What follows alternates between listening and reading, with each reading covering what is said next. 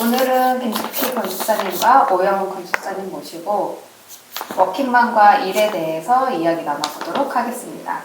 인사 부탁드릴게요. 영등포구에서 건축사 사무소를 운영하고 있는 김숙희 건축사입니다. 반갑습니다. 안녕하세요. 용산구에서 에나크 건축사 사무소를 운영 중인 오영은입니다. 반갑습니다. 이 두 분 여성 건축사님들의 그 차이점이 있어서 되게 재미있는 부분이 있어요. 그래서 김숙희 건축사님은 입사 이래 지금까지 쉬어본 적이 없는 경력을 가지고 계시고, 오영훈 건축사님은 신입제 몇 년의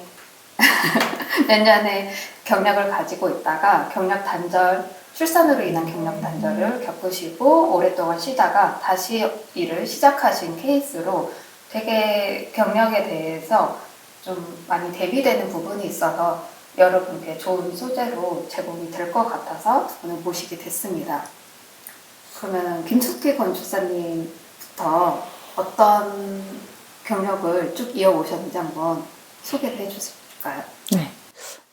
소개하신 것처럼 저는 조금 일찍 결혼해서 젊은 나이에 결혼하다 보니까 이제 시부모님이 젊으셔서 되게 그때가 갔을 때가 옛날에는 한갑 정도 나이시니까 되게 젊으셔서 아이를 봐줄 수 있었거든요. 아이를 봐준다라는 건 육아가 해결된 거니까 회사 경력 쉼 없이 계속 근무를 할 수 있었던 경우죠. 그게 아니면 사실 저희 이제 주변에서들 다 육아 문제 때문에 열정이 있어도 육아가 해결이 안 되니까 결국은 다들 일을 계속 못하고 집에 있게 되는 경우가 많았고, 만약에 그 남편과 아내가 있다 그러면 그 시대를 얘기해야 되나? 몇 년도? 우리 때 한 몇 년대? 80년, 90년대는 거의 남자보다는 여자가 먼저 어쨌든 집에 육아가 우선시되는 그런 시대여갖고, 네, 저는 그렇게 해서 시어머님이 계셔서 그것도 아주 젊으신 시어머님이 계셔갖고, 네, 그래서 저는 경력이 단절이 안 되고 쭉 사회생활을 했습니다. 네. 저는 또 약간 차이점이, 제가 91학번이고 95년도에 이제 학교를 졸업하고 바로 이제 대형 설계 사무실에 취업을 해서 만 3년 동안 근무를 하고 났을 때 97년 12월에 요즘 TV에서 태풍 상사의 배경이 되었던 시점인데, 그때 이제 저희 나라가 IMF를 맞고 또 여러 가지 특히 건축이나 건설 쪽이 경기가 많이 안 좋은 바람에 이제 퇴직을 권유를 받고 결혼을 하게 됩니다. 결혼해서 이제 서울로 오게 됐는데, 임신을 하고 나서 양가 부모님들이 다 지방에 계시고 또 그때 부모님들이 일을 하고 계시는 상황이어서 이제 육아를 책임지고 해야 될 사람이 이제 제가 할 수밖에 없는 상황이었고, 근데 저도 그때 당시에 사실 밀려서 포기한다기보다는 이제 여러 가지 복합적인 상황에 따라서 이제 그 연년생으로 남매를 출산하고 나니까 사실 아이 하나는 이모님들이 선뜻 봐주시는데 이제 쌍둥이나 연년생의 육아를 담당하시는 분을 찾기가 사실 상당히 힘들더라고요, 서울에서. 그래서 그냥 그때부터 쭉 제가 육아를 전담하면서 자연스럽게 경력이나 제가 할 수 있는 일에서 멀어지게 된 것 같습니다. 돌봄 케어나 이런 것도 사실 없었잖아요. 그죠. 사회적인 제도는 없었어요. 사회적인 제도도 없고 국가적으로도 없고 진짜 가족 찬스밖에 없는 시절인데. 그렇죠. 그리고 회사 조직이나 이런 데서도 지금처럼 뭔가 소위 말해서 임산부 배려석부터 시작해서 지금은 많은 오히려 출산이나 이런 걸 장려하는 쪽이었다면, 그때는 이제 눈치 보고 그치. 숨기면서 네네 그렇게 약간 사회적인 분위기가 좀 많이 좀 다르긴 했었습니다. 네. 그리고 특히 우리 건축 계통은 야근, 그렇죠. 철야, 네. 막 그 휴일 근무, 뭐 그때도 토요일 이런 근무까지 사실은 있어갖고 진짜 맞아요. 뭐라 그래야 되나 먼저 퇴근한다 뭐 이런 정시 퇴근 개념도 사실 없어. 그러면은 더 눈치 보이는 거잖아요. 매일 동료들은 야근하는데 맞아요.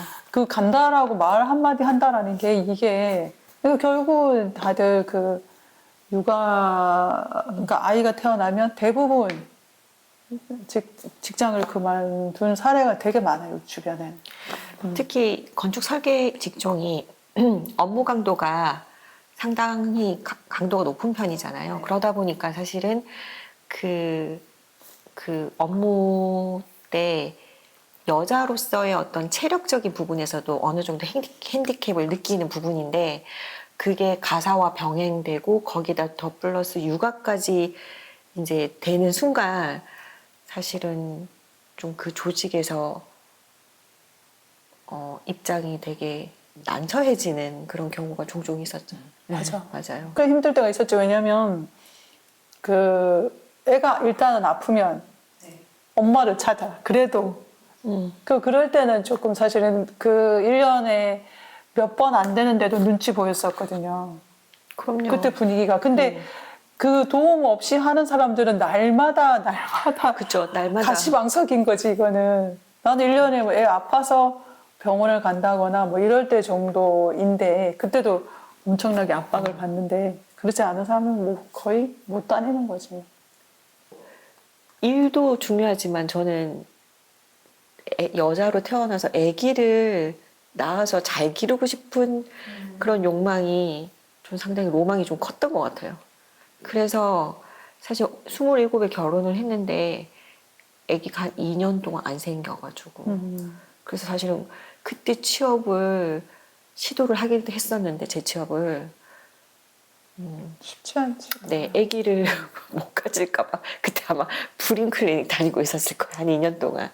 그러다가 아기를 만 30에 첫 애를 낳고 거의 이제 내 인생에 건축은 없는 건가 보다라고 살고 있었죠.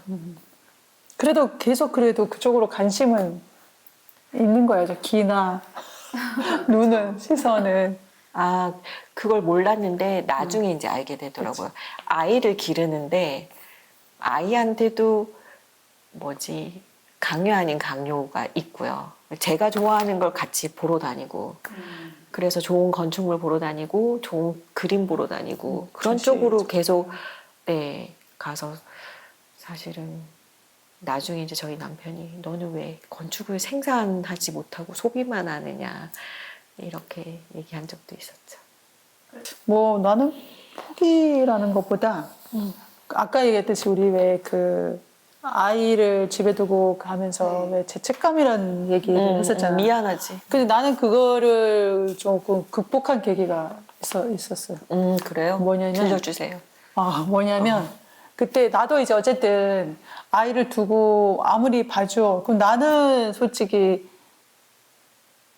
뭐 크게 구애를 덜 받고 했지만 애한테 미안한 마음은 있는 거잖아요. 그때가 왜냐면 워킹맘이 막 그 당연한 시기는 아니었고 나는 좀 그 꼭 일을 싫은 부분보다 이제 일찍 결혼해서 애를 낳고 이렇게 주변에 보니까 내 나이대가 전부 다 직장을 다니고 있는 거야. 그때 집이 마포 이런 쪽이었는데 애를 데리고 이렇게 은행 가고 뭐 그래도 뭐 내가 뭐 애 엄마니까 이렇게 뭐 애 없거나 이렇게 다니잖아. 뭘 쫙 차리는 것도 아니고. 내가 그리고 그때 어쨌든 우리가 뭐 나름 전문직이다 보니까 그 급여가 나쁘지도 않았잖아요. 그냥 남자들하고 비슷하게 줘서 내가 지금 가면은 내가 일을 이렇게 할 수 있고 쉬어보니까 너무 일을 하고 싶은 거야. 그러셨구나. 그러니까 애를 가졌던 몇 개월부터더라? 4개월, 5개월부터 몸이 너무 힘들어가지고 쉬었거든요. 그 애를 낳고 한 100일 딱 해놓자마자 그 모유도 수유 딱 끝내고 저 일하러 가겠습니다. 연락도 왔어 회사에서 다른 회사에서 다른 데서 너 일 안 하겠느냐 이런 식으로 해갖고 안 그래도 조금 집에만 있으니까 너무 뭐라 그러지?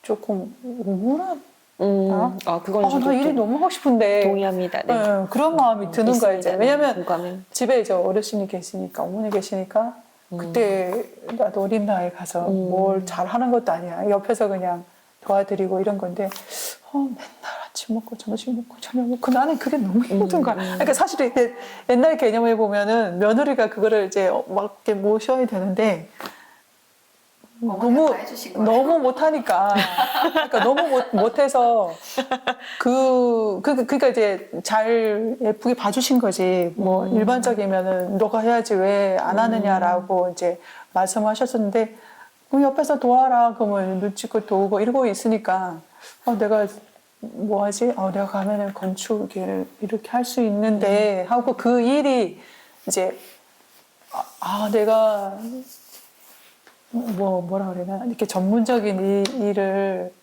했었구나 할 수 있겠구나 해야겠다 그래서 그때 되게 많은 생각들을 꼭 잠깐 쉬면서 하다가 그리고 다시 취업했을 때 그 후로는 그 일을 어쨌든 간에 잠깐 쉬어봤잖아.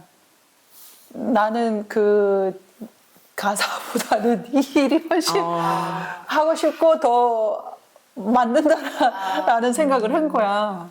그러니까 뭐 요리를 잘하는 것도 아니고 그런 쪽보다는 훨씬 일이 낫겠다 해서 그 다음에는 후회가 없이 다녔던 것 같아. 쉬고 싶다 뭐 이런 마음도 없었고 우리 사실 야근하고 막 했는데 그 사회 관계에서 힘들었던 거지. 그러니까 어머님이 당연히 계셨으니까 그러겠지만은 뭐 건축 너무 힘들어. 내가 막 이런 직장을 왜 다녀해? 라고 그런 생각은 안 해봤던 것 같아요.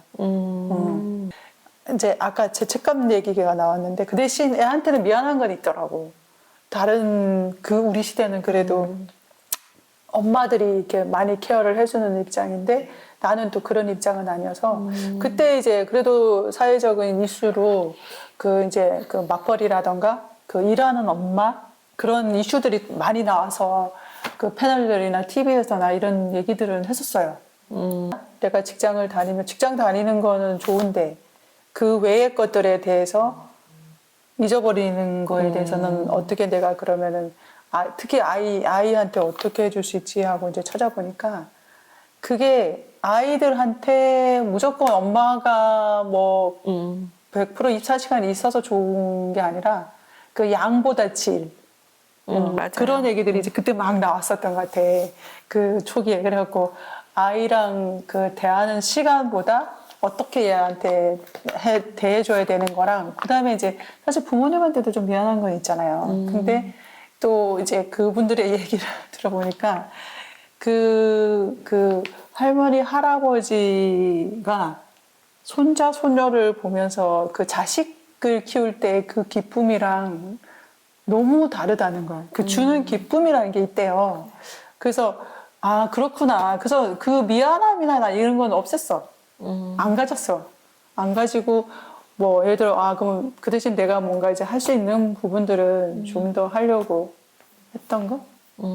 그렇게 해서 아이한테도 뭐 최대한 해줄 수 있는 거는 해주고 뭐 부모님한테도 거의 뭐 받기만 한 거지 뭐. 거의 뭐 많이 결혼을 잘하셨네. 아니 뭐 그런 거 어쨌든 우리 근데 우리 시대는 들어보니까 네.